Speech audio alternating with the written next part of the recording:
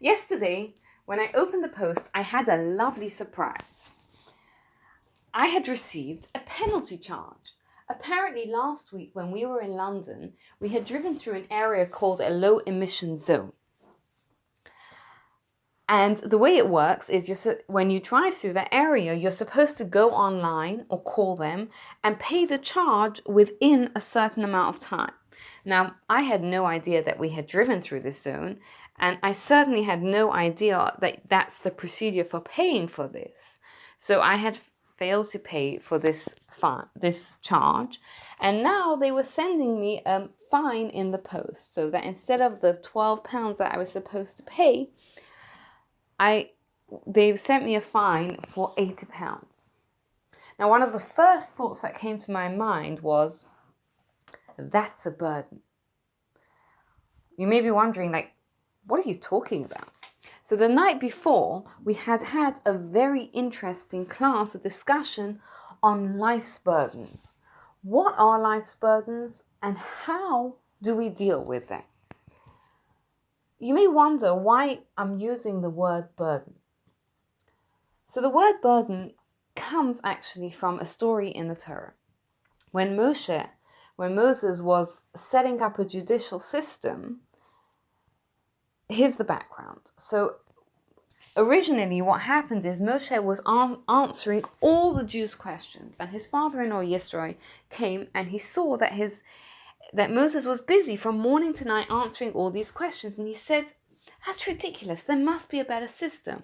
Why don't you set up judges, and easier questions can go to the lower level judges and harder questions can go to the higher level judges until the hardest questions that no one else can answer can come to you, Moshe. And Moshe says, that's a great idea. Moses says, that's a great idea.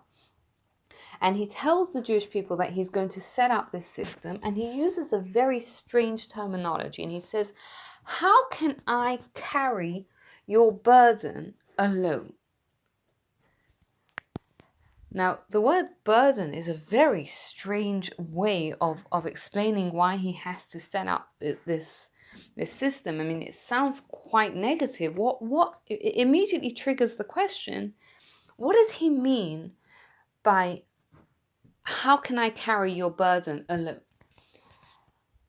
I wanted to share with you one short and I think beautiful idea about it. So Rashi, one of the famous commentators on the Chumash, explains, and he asks this question as well. What does he mean by burden? He explains, these are people. The burden refers to the heretics, right? And he says these heretics were people that no matter what Moshe did, he could never please them. If he left early, they would say, why is Moses leaving early? It must be that he's shirking his responsibilities. And if he left late, they would say, why is Moses leaving late? It must be that he's plotting. When we read the story, and when we read many of the stories in the Torah, they can be very interesting. But when we realize that many, many, many stories happened, not all of them made it into the Torah. The only ones that made it into the Torah are ones that we can learn from today, right? That are applicable to our lives. When we realize that, the stories become so very powerful. And on this, Rabbi Nachman of Breslov explains, and he says that life is a burden for someone who doesn't have faith. Because life is full of challenges, sorrows, worry.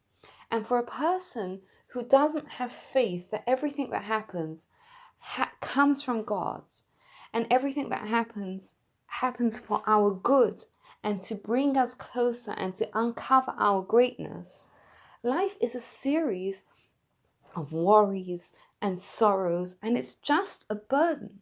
But a person who has faith is able to deal with those challenges, because instead of worrying, they can say, what can I do with this? And it was fascinating to me and powerful to me that the parking ticket came the very day after we had that discussion. Because now, instead of just getting frustrated that I had made that simple mistake which was going to cost us, and incidentally, when I called the parking people, they said, you do realize that you have a second parking penalty charge in that's on your way to you. So here I was, for a simple mistake that I didn't know that I had to pay these charges online. I was going to get charged £160. I could hopefully look at it and say, it happened. Now, what can I learn from it? And when a person who has the ability, in whatever way, right, the more we can remind ourselves that everything that happens is from God, and everything that happens is for the good, and everything that happens is there to bring us closer to Hashem and to uncover our greatness, the more happiness that this will bring us in our lives. Wishing you a good Shabbos.